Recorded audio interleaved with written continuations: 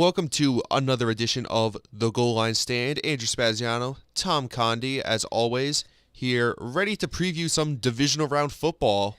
Got a good week of matchups. No, absolutely. Very good slate, and enough of the pleasantries. Let's just get right into the game. So, the first game that's on the slate this weekend is Saturday afternoon. We've got Falcons, Eagles.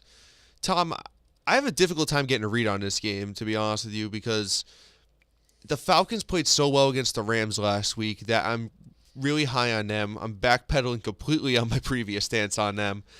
The Eagles are a tough team to get a hold of because Carson Wentz isn't there. You got Nick Foles, and they still have talent on defense. They've still got pieces on offense. I don't know, kind of what's your first impression of the game just looking at it on paper? Atlanta's the favorite to me. Point spread, bookies, that's their own thing. But to me, talent-wise and execution, I think it goes to Atlanta. You touched upon it earlier, losing Wentz in the season. That hurts their total production as a whole, but they do have talent. I think Atlanta can come in and actually dominate the game. Really? See, I think if you're Philadelphia, you got to be pissed. You got to be pissed off because you've grinded all year. You've worked to get to this point, get home field. You're not even favored. That's the first time that's ever happened that a 6 seed's been favored over a 1. With bookies? Yes. Oh. Yeah, it's the first time it's ever happened. And I don't necessarily blame them for Vegas for giving the Falcons, giving them to be the favorite, given their outcome, their game against the Rams last week, and obviously everything going on with the Eagles. I get it, but if I'm the Eagles, I'm using that as motivation. I'm gonna be like, they don't have any respect for us. We're finished 13-3. We should be favored in our own building. I mean, I'd be pissed. They will be using that as bulletin board material, something to go around and get the players and personnel all rah-rah hyped up. Yep. But there's just going to be a deficiency in execution on the offensive side for Philadelphia. Right. Nick Foles, he's been a starter. He's been in this league for a while. He has talented receivers. He also has a good tight end in Zach Ertz. He has a two-headed monster with LeGarrette Blount, Jay Ajayi. I just feel there's going to be this part in the game where it's going to have to come down to Nick Foles executing. And the Atlanta defense, like they did this past week, they're going to be ready. They're going to be hyped up. They're going to try and play on your side of the line of scrimmage and just execute from a defensive standpoint against this Eagles offense that's missing their NFL potential MVP in Wentz. I think there's going to be a logjam that just happens for that offense that they're not going to be able to overcome. For me, Philly needs to run the ball. They were the third best rushing team in the league this past regular season. I know Atlanta did a good job bottling up Todd Gurley early in the game, and obviously that's what they're going to be doing again. They're going to be saying, all right, Nick, beat us. We're going to take away the run from you. But I think because you have that two-headed attack, I think there's some versatility there. It's that thunder-lightning dynamic we talk about with Blunt's the guy that's going to run you over. Ajayi is physical, but he's got more quickness to him. I'm not a big fan of Ajayi. I'm not. All right, that's fair. Last year he had the three straight, right? 3 straight 200-yard rushing games? Yeah, it was something crazy like that. Okay, but if you take last year's numbers and you take those 3 games that he broke off for buku yardage, he had a subpar year. Now, you can say, oh, well, it was Miami, and now he's in Philadelphia. Philadelphia is loaded on the wide receiver end. Zach Ertz, I know, is a tight end. We already touched upon him. But how about Alshon Jeffrey? They went in free agency, got him. Nelson Aguilar is turned on second half of the season. And you have Torrey Smith to blow over the top of the secondary. They have weapons on the outside where if the defense doesn't pay attention to them, then you can eat up the yardage. I don't think that Ajayi and Blount are going to be like that to take over this game because the defense for Atlanta, they're going to swarm. Yeah. They're going to have all 11 hats to the ball carrier. Well, I think you want to at least try to run because I think you want to try to take some burden off Foles, that whole run to set up the pass kind of deal. I think if you can have the play action game on your side, I think that's obviously a great asset to have. They're a little different though. They're not like that Kansas City team where run the ball, pound the ball in between the tackles, and set up for Torrey Smith. No, this this offense is orchestrated differently. If Nick wants to have success, he's gonna have to have short yard third down conversions. Yeah. Give him a 3rd and 2, a 3rd and 3. Have the defense respect the run at that point. But they're going to have to eat the middle. Hit Zach Ertz, have Alshon and Nelson Aguilar run some crossing routes, pick routes, eat up the middle. Because this Atlanta team's going to come in knowing that they're the favorite. I didn't know that they were the favorite with the bookies. I was just saying talent-wise. But they're going to come in trying to fly around. So if Philadelphia eats the middle of the odds and scores points, not field goals, they're not going to be able to survive with field goals. Right. That's the success on offense they could have is if they attack that middle. Yeah. I guess where I get lost in everything is I don't know what their offense is right now because you're saying that's not how they play, but is that how do they play with Nick Foles? That's the thing. And I think we have such a small sample of how they play with him. He had that game against the Giants where he put up a lot of points. Then that game on Christmas against the Raiders, it was kind of And then struggled. Yeah. They struggled. And then he played the first quarter against Dallas. He couldn't do anything. And it's hard to read into that game because it was kind of a throwaway game for him. But that's they why had their starters in. Dallas played their starters all that whole game. But I mean, Philly, I know they rested some people. I don't think they rested everybody, but I know I think like Jeffrey was rested, maybe a guy on the offensive line.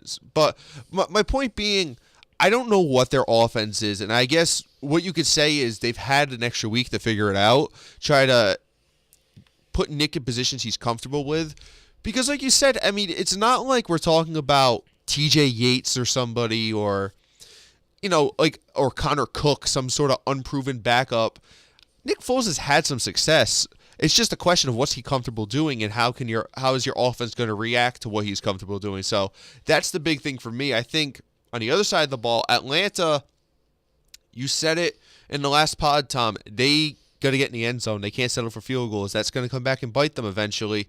And that's been a struggle of them last week against the Rams, and also the weeks leading up to it. I know against Carolina they were in the same thing. They won 22-10, kicked a bunch of field goals, and that's not going to cut it.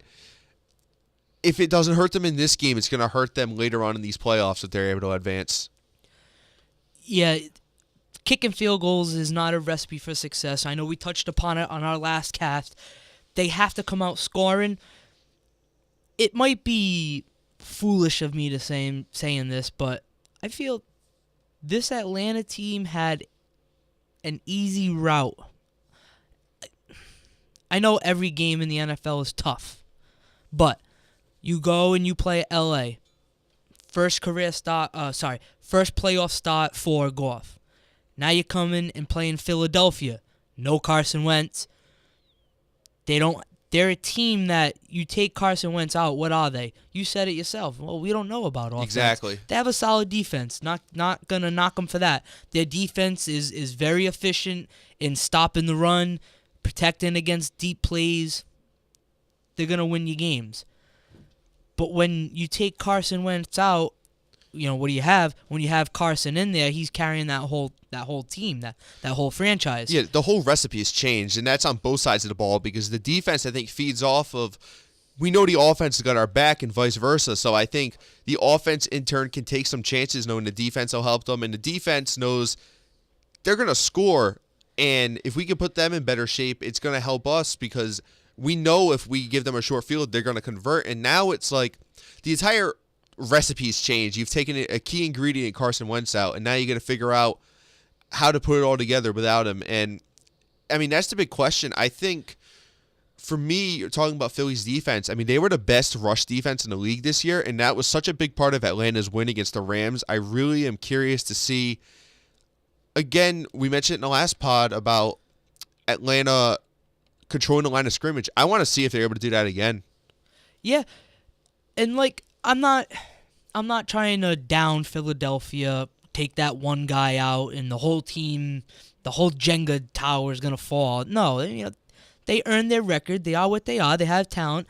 So what I'm saying though is that Atlanta from that perspective, going and playing golf and now playing a Philadelphia team without Wentz, is generally, from my angle, easier than it is, let's say, New Orleans.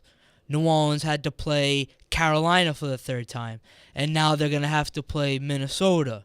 It's just a different path, and it's just my personal perspective, is Atlanta's route to the NFC Championship is a favorable one to the hand that they're dealt right now, and they're just going to play it out. And if they want success this game, Falcons offense, throw on first down, try and get second and short, third and short, and then pound that ball. Yeah. I think Atlanta benefits if they're able to come out like they did against the Rams and go up 10-0, because then you're saying, all right, Nick, win the game. You beat us. Because I think, as much as I know you're not a big Jay Ajayi fan, if you can make them one-dimensional, especially with Nick Foles, I mean, that's just going to play into your hand, because it's a lot easier to deal with him than deal with that full offense with all their weapons. And I think for me, the big question I have in the game is, how does Atlanta deal with all those weapons, even with Nick Foles back there? You mentioned Ertz, Jeffrey, Torrey Smith, Aguilar. How do they deal with all that? I think is a big question for me. I'm curious to see what their game plan is, because they showed last week that they can game plan to take away your strength as the great teams do, and then make you beat them with the secondary guys. So I'm curious to see what their approach is there. They're going to force Foles to win their game. They're going to force him. They're going to stack the box. They'll take Blunt and Ajayi out, leave one-on-one matchups, maybe with safety help for the secondary. And I think make him throw downfield. I think yes. I think if you can, if you're making him throw more than 10 yards on a consistent basis, I mean, he's going to hit some, but you've won the game because he's not Carson Wentz. Philadelphia is going to have to drive the ball, and methodically. They're not going to go and get an 80-yard play or, let's say, a 65-yard bomb or whatnot. That's not Foles. And if he does it, hey, I'll eat my words. It is what it is. But they're going to try and drive the ball, eat up time, and keep Atlanta offense off of the field. Yeah. Yeah, I think me and you are pretty much in agreement that as tough as it is to give the 6 seed the nod in this one, not even saying they can win, but for me and you are of the same mind that Atlanta should win this game just because of all the things we mentioned. So that's what I expect, but I think it's an intriguing matchup just from an X's and O's standpoint, and I'm very excited to see how that one turns out.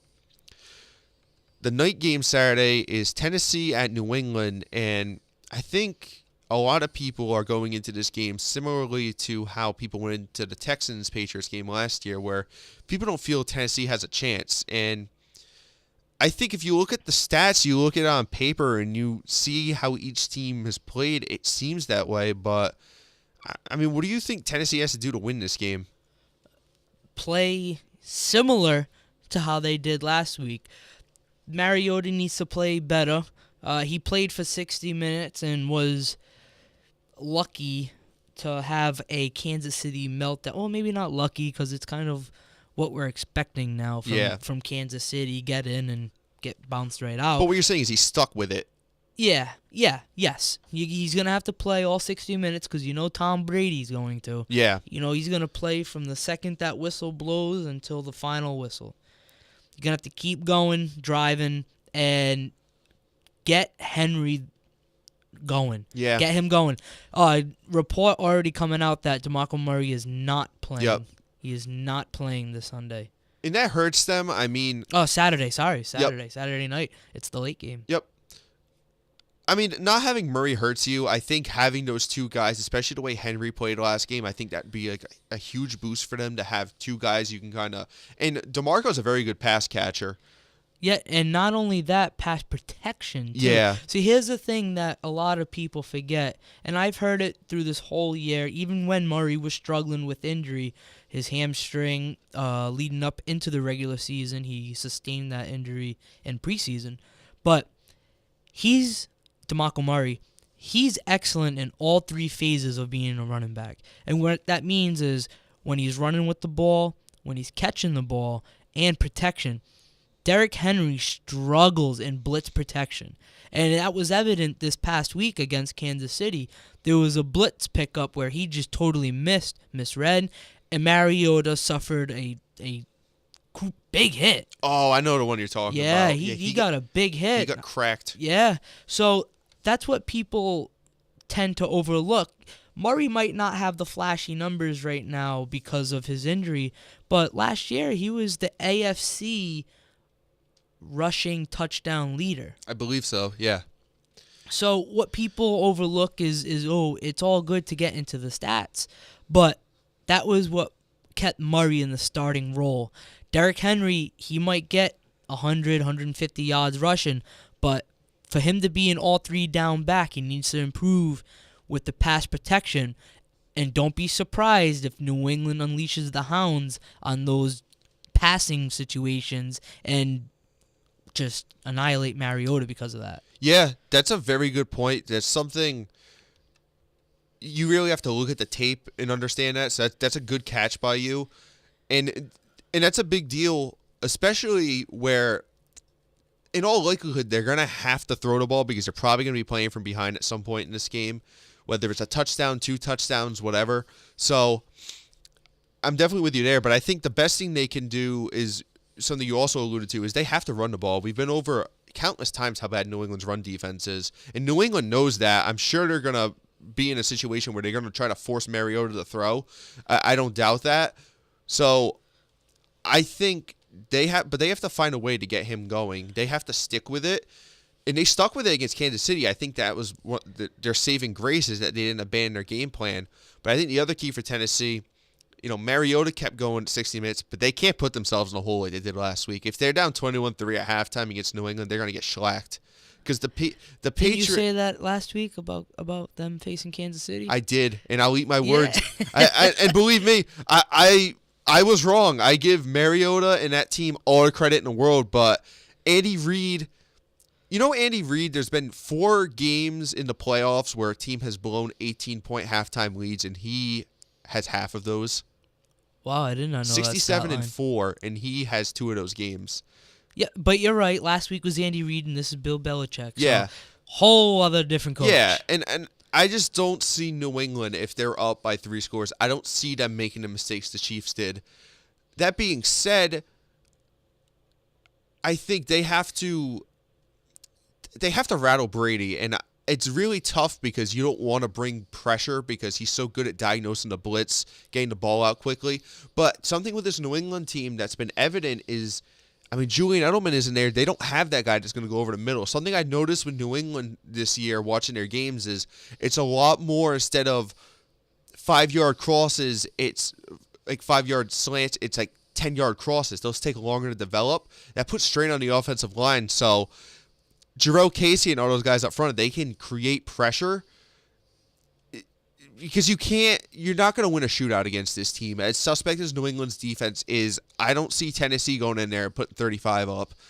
I think they need to keep New England in check the best they can on offense, and at the same time, we've said it before with other games, they have to get the turnovers to go their way. They need to get a special teams turnover. They need to get a fumble. They just need to, early in the game, they need to set a tone. To win a football game, you have to win 2 of the 3 aspects, and that's either offense, defense, or special teams. So yes, they're going to have a big swing one way or another in defense or special teams. But the New England offense and Tom Brady are going to score points. You know that. I know that. We all know that. It's how they score the points, though.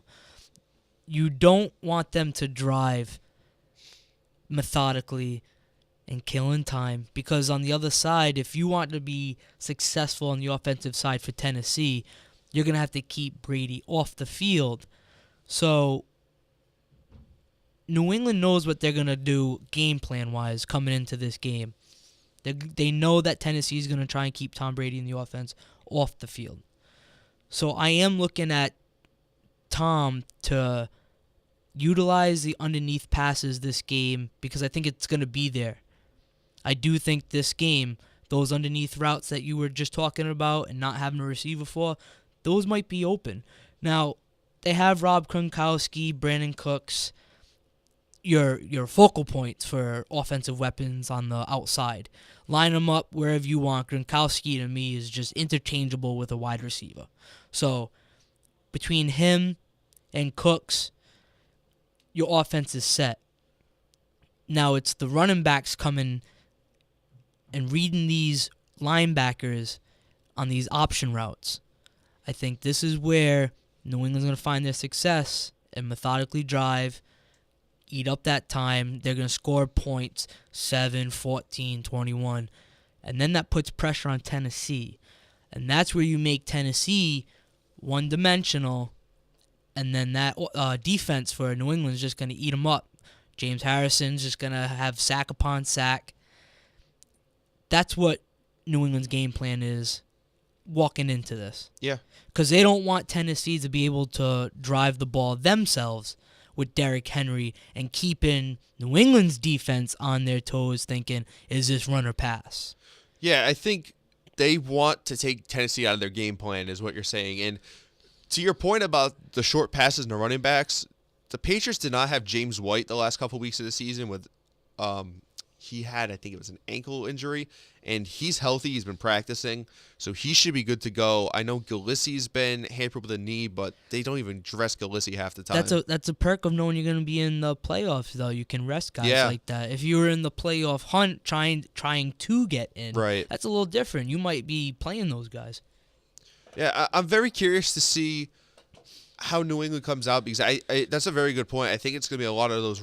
They should go with the running back passes, and when you have somebody like James White and Dion Lewis too. Dion Lewis has been basically for most of the year he's been their workhorse running back. But he's a good pass catcher himself, so yeah. I think that they can move him out of the backfield. I know Rex Burkhead's been hampered through practice with an illness. I mean, if it's an illness, I think he should play, but it's something to keep an eye on. But I'm very interested to see New England if they do try running the ball because Tennessee has a very good run defense. They're 4th in the league. And New England is one of those teams where they're 10th in rushing. They always have struck me as a team this year where they can run the ball, but a lot of times they choose not to. And I'm just curious to see how much they utilize it because I think you're right that they're going to have those option routes open. But do they try controlling the clock, and if they need to, if they're in, say, the third quarter winning by 10 points, they want to just 7-minute drive, they want to eat up the clock. I'm curious if they can do it.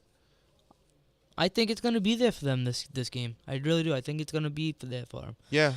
On the flip side, for Tennessee to be successful, they need to come out with balls of fury.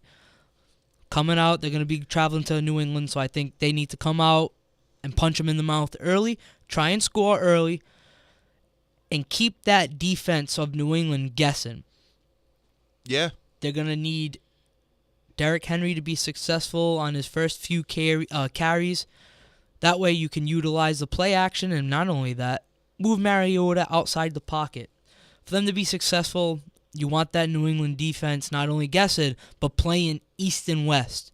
They're aging at the tooth a little bit at linebacker. Secondary's been hurting a little bit outside of McCourty. Yeah. So attack them by moving out. Let that defense play east and west. And Tennessee could have success with Delaney Walker again. This is another matchup with tight ends. I like it. Yeah. Delaney Walker, Rob Gronkowski. Eric Decker needs to show up this week. I know he had a touchdown pass last week, but he had a crucial drop on a third down. Yeah, it was early in the game. He tried catching it with his chest, and it just bounced right off. So, no, I'm with you. The Titans absolutely need to even running those bootleg plays with Mariota, because to your point, I mean, as you said, New England's linebackers are not very good sealing the edge and containing, getting to the outside, and that kind of thing. So I think that's there for Tennessee's taking, and I think they're smart enough to know that their quarterback's mobile. He can utilize that. And also, like you said, just keeping the kid comfortable, because it's a tough environment to go and play in New England. You don't want him to get overwhelmed. I know he played in Arrowhead last week, which isn't easy to play in, but still, it's a tougher opponent. And I think if they can keep him poised, and I think for them, I think they need to play the game at their tempo. New England loves to control the tempo. They love being able to adjust their speed on offense. If they get into a rhythm, they can go hurry up. They can eat the clock. They can play a lot of different ways.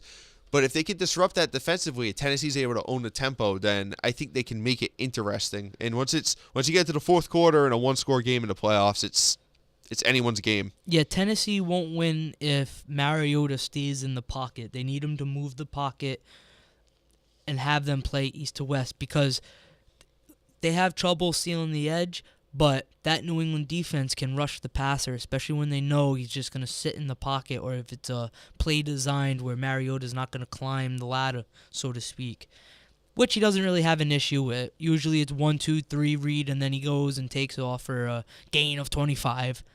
Yeah, I think if I'm New England too, I know a lot of times they like to force you to march down the field by hitting underneath routes. See, I do the opposite. I would take away the underneath stuff and say, Marcus, you got to throw the ball 10, 15 yards downfield. I know the secondary has had issues this year, but I still would want to test Mariota, who's been iffy this year, trying to throw into the secondary, because you have experience back there. I think Tennessee's wide receivers are generally, you don't have a lot of flash there, so I think if you're able to force Mariota to throw down the field into the secondary, I think you'll have success. The X factors you mentioned, though, is Delaney Walker. Yeah, their wide receivers aren't flashy. Rashard Matthews, Eric Decker, Corey Davis. But Corey Davis missed half the year for an injury, hamstring injury. Yeah. And he just came out week 10, I think he came back. Yeah. So he's still getting his his timing with Mariota. But he's a very talented wide receiver to keep an eye on. Yeah. He could eat up a one-on-one matchup, because the defense is going to be watching the bigger names like Delaney, Rashard, and Eric. So I think that will be a matchup to keep an eye on if they line him up in the slot or however else they're going to line him up. And Corey Davis is a talent to keep an eye on against this, because he could win some matchups and determine the outcome of this game. Yeah, I agree. If he can get a big play going against somebody like Eric Rowe in the slot, because to your point, I know Malcolm Butler's had struggles this year, same with Stephon Gilmore, but I really think New England slot corners is really a deficiency of that team, and one that you can take advantage of, so that's a good point. But I think overall, I think New England's at home. They've had the extra week. They've been able to get healthy. I think they should win this game, and I think barring Tennessee really playing the perfect game, I think they will. But I just am curious to see. I haven't been high on this Titans team all year, but I want to see if they've got enough fire to build off of last week and coming from behind to give New England some trouble. So the other game in the AFC is the early game on Sunday. That's Jacksonville-Pittsburgh, and kind of a similar vibe to the New England game. Pittsburgh should win this game. I think. You think so? Yeah, I mean, I understand early in the year. I know Jacksonville beat them 30-9. I just feel like Jacksonville's offense has become such a liability for them. Bortles in the last few weeks, including last week, just hasn't been able to do anything, and I think they're going to need Blake Bortles to make a play in this game if they're going to win, because I think even if their defense can keep Pittsburgh in the high teens, low 20s, I don't know if Bortles can score that many points. The way he played last week, I mean, we pointed out in the last pod, he had issues throwing against a warm Florida breeze, and it could be warm, and it's probably going to be more a little breezy in Pittsburgh. So I just think Pittsburgh should win this game, because they lost horribly earlier in the year. Been through 5 interceptions. That was a different Pittsburgh team. Well, that's what I mean. I just don't. I don't see that happening again. So much happened in that game that went in Jacksonville's favor that I don't think will in this one. You're right about Bortles. Bortles may have to have a play in him that dictates what happens, but the talent on Jacksonville isn't so far off to say Pittsburgh hands down. I'm so skeptical because of the way Jacksonville, their offenses looked. And last week was last week. This is this week. But it's a whole new week. But I'm not saying just last week. I'm saying a sample size over the last 3 or 4 games. I mean, their offense had a little stretch there where they were playing well, and they actually looked like that they could be a good complement to the defense. And I'm just not sold that Bortles in particular can make the plays, because I'm Pittsburgh. I'm selling out for Leonard Fournette. Sometimes Pittsburgh, and they've shown it this year, they play to their opponent's level. Look what they did against Green Bay with Brett Hundley. Yeah. They had an actual game. That game came down into the fourth quarter. Yeah. So what Pittsburgh team do we get this Sunday? That's do we fair. get the Super Bowl caliber team where Antonio is lights out? He's missed a few weeks because of injury. The calf. But does he come in 150 yards and you have Le'Veon Bell another 120 yards? Or do we get this Pittsburgh team that is going to struggle where Big Ben throws 2 interceptions, Le'Veon gets 99 rushing yards, Antonio barely visible this game, but Juju goes off? There's a lot of variables with Pittsburgh. And I feel stronger that Jacksonville's defense will show up. I know Jacksonville's defense is going to play balls out. Yeah. Will Bortles play balls out? Because he did last week. Say what you want. Critics won't stop, but he balled out. He played. He got the W, and who knows? He might get 100 rushing yards this week and 75 passing yards. But if the game ends up 19-12 and Jacksonville wins, hey, they're on to the next week. So, I think something that, to your point, is something to keep an eye on is Pittsburgh overlooking this team? Mike Mitchell said something today about... No, I don't think they're overlooking this. The only reason I say that is because I think Mike Mitchell came out today and he said something like, about playing the Patriots. You're not playing the Patriots this week, buddy. You're playing the Jaguars. And that's something about Pittsburgh that frustrates me, like, looking at them, is that I think that they get caught looking ahead sometimes. I think they get caught playing in a conference where it's really them in New England at the top, and I think Jacksonville is close to that level, but not quite there yet, where they get caught up thinking about living up to New England, and they kind of forget about the moment that they're in, who they're playing. Do I think they're going to totally overlook them? No, but would they dismiss Bortles enough? Would they get distracted enough for whatever reason where they lose their stride a little bit? Remains to be seen. Yeah, so there are times where you know, or at least assume, they are overlooking their opponent. I'm referring to Pittsburgh. Yep. But I would agree with your assessment that they're overlooking them if they did not play Jacksonville already this year. They already played Jacksonville this year, and they got smoked, and everyone knows it. Yep. Big Ben struggled. So this game, they're going to try and take Big Ben. I'm talking the Pittsburgh game plan. I can foresee them trying to take Big Ben out of the equation from being a playmaker to a game manager, because with this game, if they want to win, they're going to have Le'Veon be that superstar. They need to force the ball to Le'Veon because Jacksonville struggles against the run. It could have been a whole other game against Buffalo if LaShawn McCoy was 100% and they were able to just drive and feed him the ball 32, 34 times, because Pittsburgh's not afraid to hand the ball off to Le'Veon 30-plus times.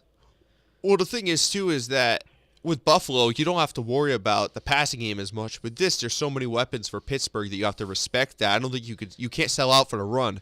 So But I do think that they need to try to, especially I don't think the weather's going to be great in Pittsburgh. I think they need to feed Le'Veon Bell. With a banged up AB, even with a healthy AB, Jacksonville matches up secondary wise. They match up well with Pittsburgh. So with a banged up AB, they could single cover him or just keep a safety with a half an eye on him right now. Now, he could come back almost 100% or not, but that secondary for Jacksonville matches up pretty well with Pittsburgh.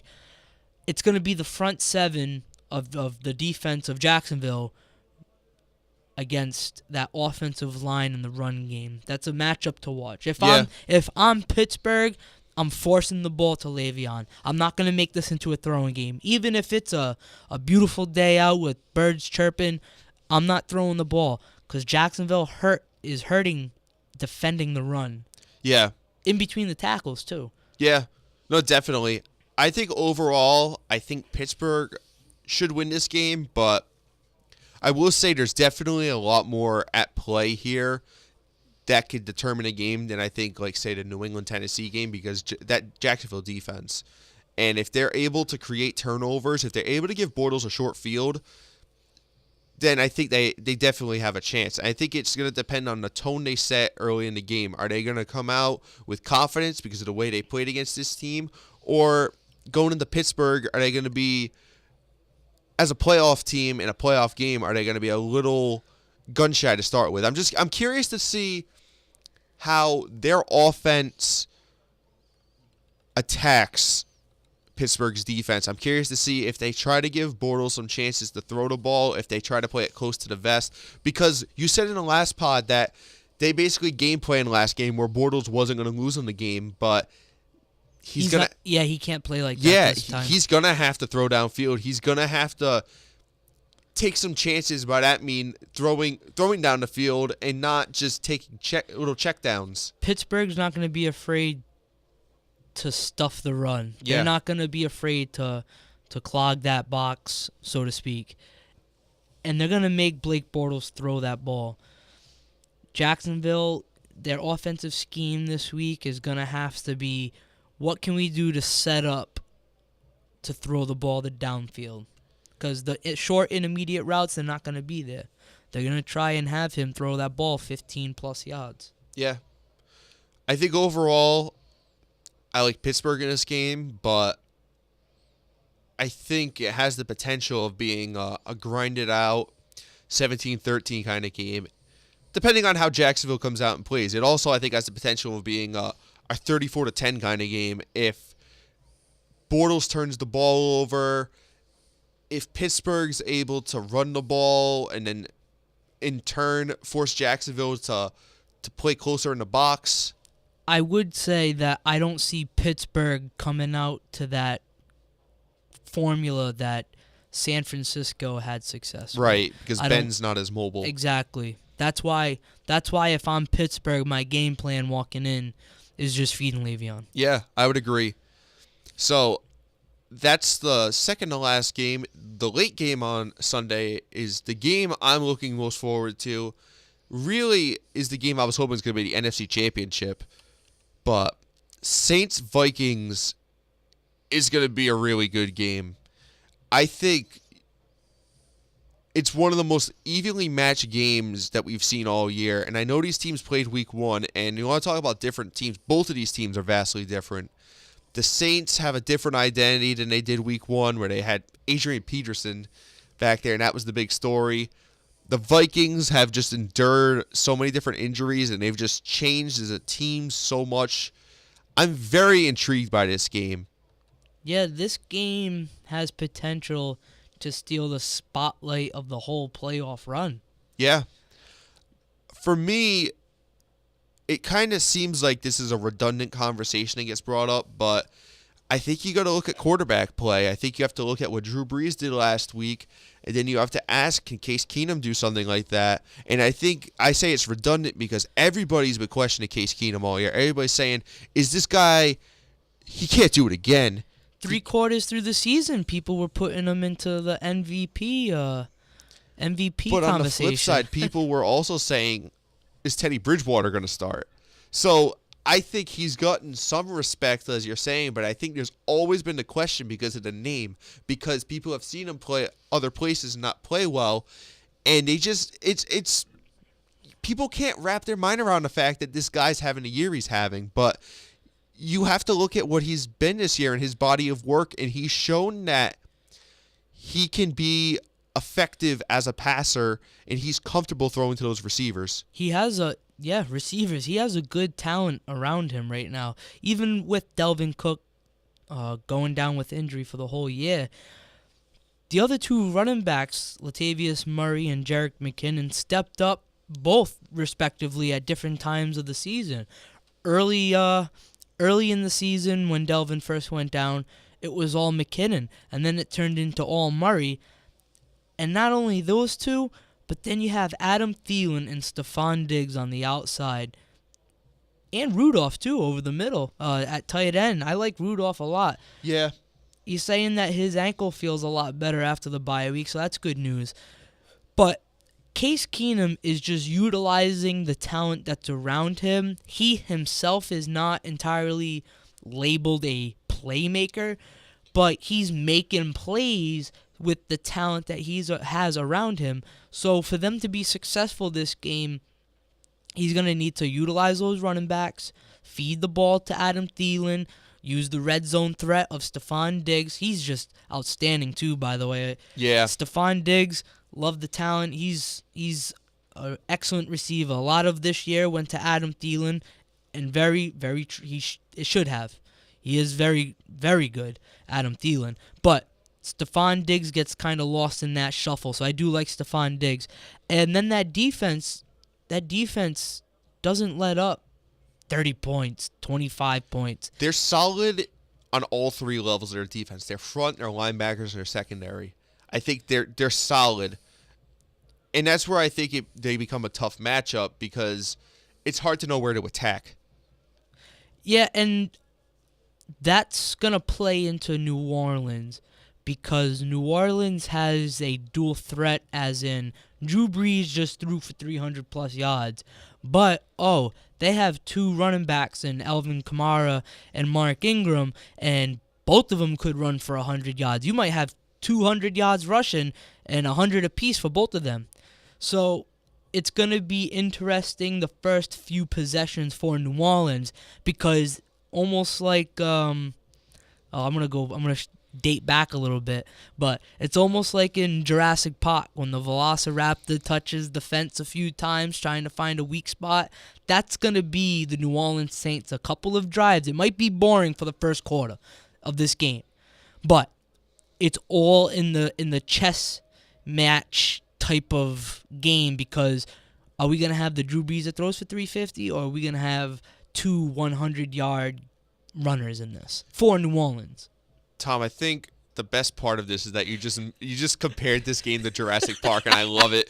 Like I just want to acknowledge that was a beautiful analogy you made, and it's true though. Like you have to probe that defense to see what they're gonna give up, and they have the luxury, as you said, the Saints, of being able to probe them in different phases of the game, and I think it's just going to be very interesting to see how this game comes out. I don't even have keys to the game. For me, I just think this game's just going to be all about tone. I think how does both offenses come out? What's their strategy?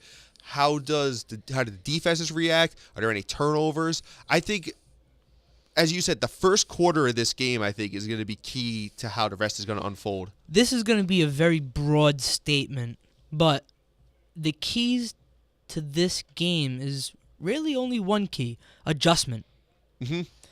What team adjusts the best? Because as much as we just said about New Orleans probing and testing the defense, what they're going to do, Minnesota's right there that they can do the same thing. Now, I'm not saying Case Keenum is going to throw for 300 against New Orleans, but he could. Yeah. He has talent around him. He could check down to Jerick McKinnon 5 times, and McKinnon can get 100 yards receiving. Yeah. He's done it. So what Minnesota's going to do is pretty much almost a mere match.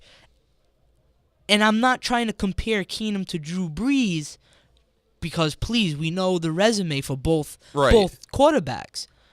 But what I am saying is Case Keenum has the weapons that he's been utilizing since he's been the starter for Minnesota.